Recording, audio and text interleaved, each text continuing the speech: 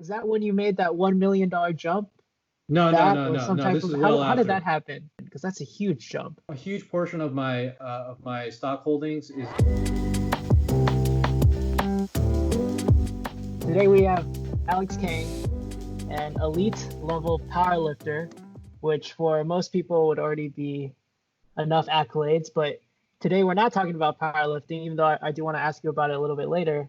Today, you actually just came out with a book called Austerity Millionaire. Mhm. Could you first tell us, what do you mean by austerity millionaire? And are you implying you are right now a millionaire?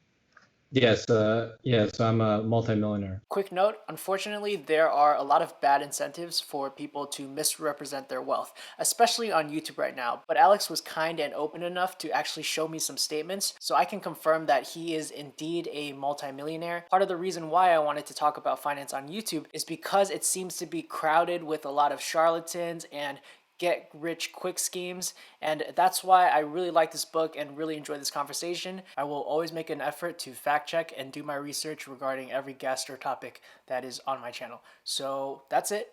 Enjoy. Okay, so most people envision a millionaire lifestyle as, I have a Lamborghini, I have a large mansion, things like that. So that's the preconceived notion of what a millionaire is. But you have to keep in mind, in reality, there's more than 11 million millionaires or households in the United States. So the way you quantify that is through your net worth. I mean, only a very, very, very small, it's like about 1% of my net worth is part of home equity. But the term austerity millionaire is someone who achieves millionaire status through kind of scrimping, saving, and investing. It's not someone who obtained a huge amount of money through like a very huge income, or because some people make like $500,000 income and they can become millionaires very quickly. But for like a regular layman like myself, you have it's not a bad salary, it's a decent salary, but you take risks in order to achieve your net worth. But for me myself, I can subsist on about a $35,000 income. My income's like way over that, but every time I do get paid, I save the bulk of it. So I'm living on very little, but I'm saving a lot and investing as much as possible. And this, you have to keep in mind, this took a while, right? So it took between, I started working at around 22 and now I'm 35. So the first million actually occurred when I was 34. So it took 12 years. And then the next million occurred at 35. So it was very quick. So people use the phrase, the next million is faster than the first million, and that's completely true. Just anecdotally in my case, but the reason I wrote the book is I kind of wanted to take a mind dump on my particular journey, and it's not uncommon because it kind of aligns with the FIRE movement. I don't know if you've heard of the FIRE movement, but FIRE, financial independence, retire early. So what that means is people are living way below their means, and they have a fairly large income. So they're usually college educated, but they're saving the bulk of their income. They're living very minimally, and there's two ways of FIRE. So you can do lean FIRE, which is to maintain your very minimal lifestyle, and then you have fat FIRE. So that's kind of living in kind of not opulent, I mean somewhat opulence and luxury. So I'm trying to aim for a fat FIRE. I'm not gonna really go too crazy, but maybe later down the line I'll buy a much larger property. My property currently is very small, but so that's where austerity millionaire comes from. It's someone who, like a regular person who doesn't have like a huge income, just investing, saving the bulk of their income, and just being careful with how they live their life. So that's why I named the book that way. I think that's super cool because I'm on YouTube all the time, and I'm sure you've seen the advertisements, but everybody is touting get rich schemes, the opposite of austerity millionaire. And I imagine it's the Lambos, it's the houses, it's the women, and it's just like, it's so flashy, and so many people think that's how I'll get rich. Either it's by kind of scammy ways or something really fast, but the way you did it was just by, it seems like, discipline and having the long-term game in mind, as opposed to anything fast. Yeah, because when I was young, right now I still have the same goal, so it's very consistent. I want to get as strong as possible, have my little lifting goals and then acquire wealth. But yeah, I agree. So their methods are they try to serve or produce a product or sell a product to many different people in a very short time frame. So what I'm suggesting in the book is, most people, they don't have like that kind of entrepreneurial spirit, and most people, they don't have the ability or skill to do that, or they don't have the right marketing. So you really have to be very savvy on that. And a lot of times it's kind of I want to say almost a dishonest way to acquire wealth, especially if the people who obtain the service or product, they don't fully utilize it. So you're kind of selling them on a dream. So that's why they do so well. Oh, hey, look at my Lambo. But yet a lot of times the Lambos are leased. The house they have is leased, and they may be a front man for another larger business. So that world isn't fully transparent. So that's why I don't like people. They're putting up a facade because you don't know what their actual situation is. They may become rich because of this product they're selling, and they don't actually have the wealth yet.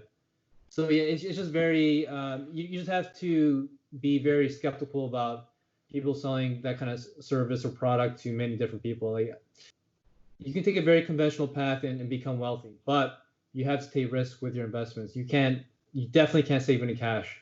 If you save any cash, if you hold cash, what's going to happen is, it's going to be eaten away by inflation. So, I may have used this example, I'm not sure, but I remember back in the day when I was in college, a Chipotle burrito was $5.84. Now it's, I haven't been Chipotle recently, but it's almost $8 now. So that's just a quick, their production and labor costs may go up. So it's going to be passed on to the consumer. I've never saved a lot of cash at any time. I've always had it invested.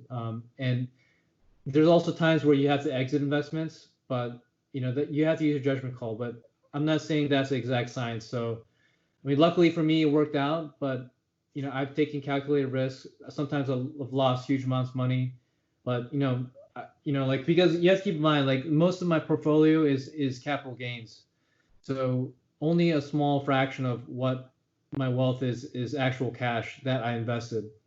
But had I stuck with investments that I had initially, I would have had nothing, because some companies got delisted, some companies went private, some companies got bought out, things like that. So it's just a risky business. But if you're a layman having a salary, you can't keep cash. There's no way you're going to achieve financial wealth, financial prosperity just by keeping cash, especially if you have limited income. You were able to build so much wealth by having a consistent, safe income, but you're still taking what you're saying are some pretty big risks investing wise. And I'm imagining that's buying and selling different stocks. Could you elaborate on? Yeah. So because I know you talk about index funds, so I imagine you always have a certain amount of index funds. How much money are you playing with, and how is that? You said a majority of your wealth, is that by swing trading or? No, I don't swing trade. So I always hold positions for like years. Gotcha. Okay.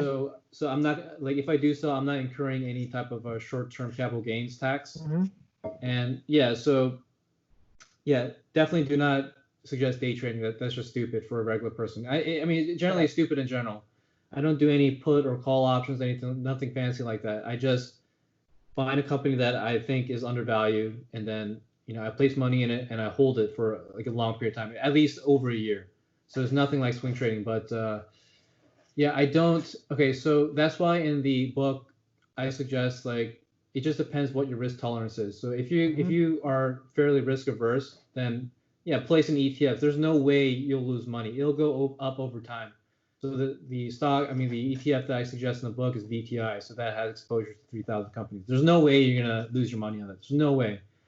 So it may take like longer for you to achieve financial prosperity if you do index funds. So I always have some index position in index funds. It's just kind of like a safe fund. But the majority of my holdings are in individual stocks because those have the highest rate of growth. Of course, they have tremendous risk. But generally, these companies have a track record of years of growing revenues, growing client base, client retention, things like that. And and this is what I mentioned in the book, tech companies usually are operating at a loss. even after they have their IPO. So you have to keep that in mind. So people are betting on if these companies are going to be profitable in the future because they have a lot of GSA and R&D expense in the beginning because they're trying to expand their operation. That's why they have this net operating income, at least in the first 5-10 years. So, I mean, you can see like, there's so many opportunities like that come up. So the two stocks I do recommend in the book are Slack, that's work ticker symbol, and Square. Yeah, so they've been kind of gaining a little bit over time. They haven't exploded yet, but they're two good stocks that have potential. I'm not guaranteeing that they'll go up like triple, quadruple, quintuple value, but I mean, there's a chance they can, and there's always IPOs coming up. So because I'm an accredited investor, so that's if you have at least 1 million net worth, you can enter into private equity deals. So I didn't really go too crazy on the details on that, but yeah, because I'm an accredited investor, I was able to purchase shares in the private market for Impossible Foods. So Impossible Foods now has direct to consumer product for their beef product, their Impossible beef product, and the way that they initially rolled out the product was through restaurants. So they made sure that the product was in very experienced hands. So they would do kind of like higher end, like hamburger type restaurants or other fine dining type restaurants. So they roll out the product.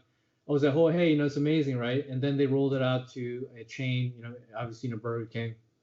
And I myself tasted it before I invested in it.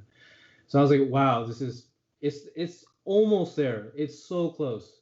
But also another selling point for me was the CFO stated that most of their consumers are carnivores. So I found that very interesting. So they didn't really hit in the pure vegan market.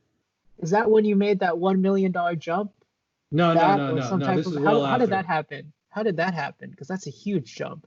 Oh yeah. So yeah. Okay. So yeah, a huge portion of my stock holdings is in Shopify. So, oh wow. Yeah. So you have to keep in mind. For you. So yeah. So I made the initial. So I made a large purchase of Shopify in 2017 at $53. So now it's over $800. Wow. Yeah. So it worked out. That's so funny because But I will say this though, right? Mm-hmm. So I had a large position in Tesla. Now it's over $1,000. But yeah, I sold it at like 253. Now it's 1,000.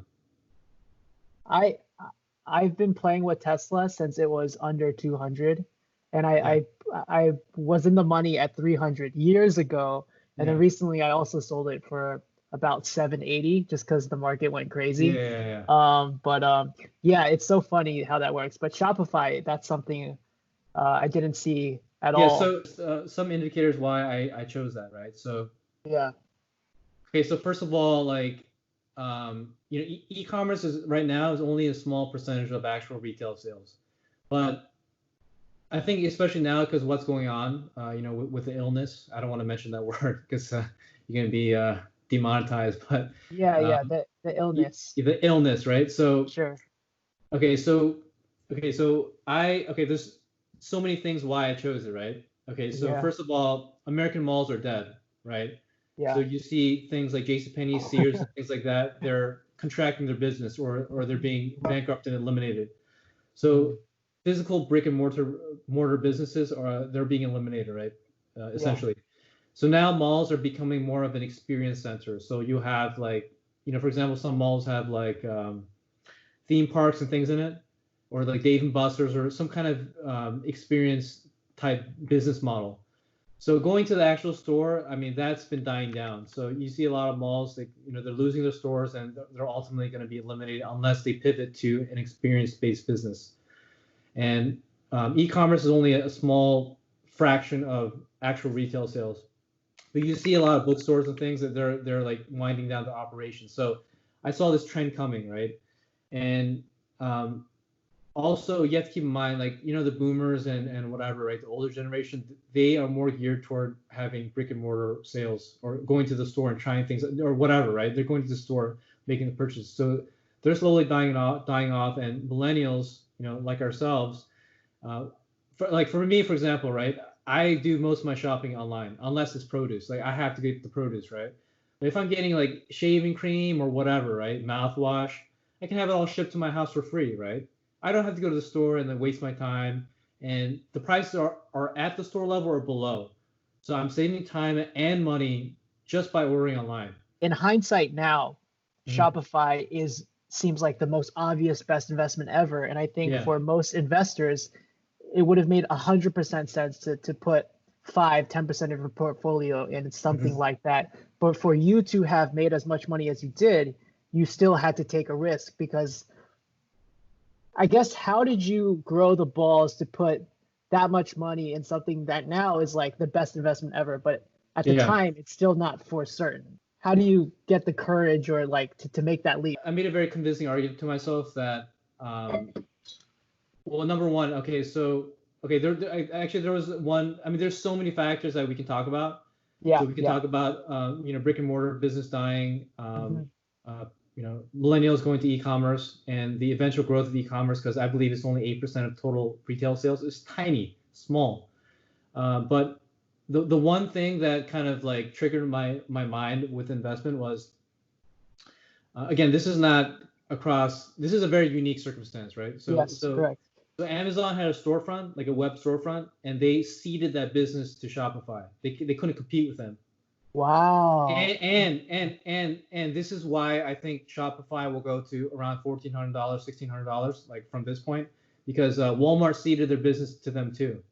So they're partnering with Walmart to because Walmart has so many independent sellers on their network. And their business has grown like 75% from the prior year. But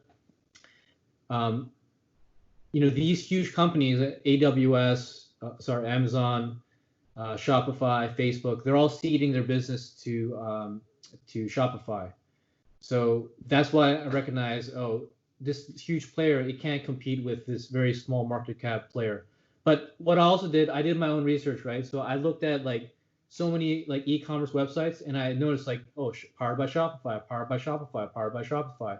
When you're investing, right, you have to envision what the potential is, but it also at the same time is a huge risk. You don't know if like a competitor in the future will come and destroy their business. Exactly, Facebook, MySpace, Instagram, it got bought by Facebook. So Facebook is actually acquiring all these businesses to stay relevant. So they're buying Facebook, WhatsApp, things like that. So I think Facebook is not a bad investment. I mean, you just won't get like a crazy exponential asymmetric return versus something that has a very small market cap. Because like Shopify, the market cap still isn't very huge. I lost like right there off the bat 40K. So I've made mistakes. That's all retirement is, time freedom, right? So the way your time is locked up now is like,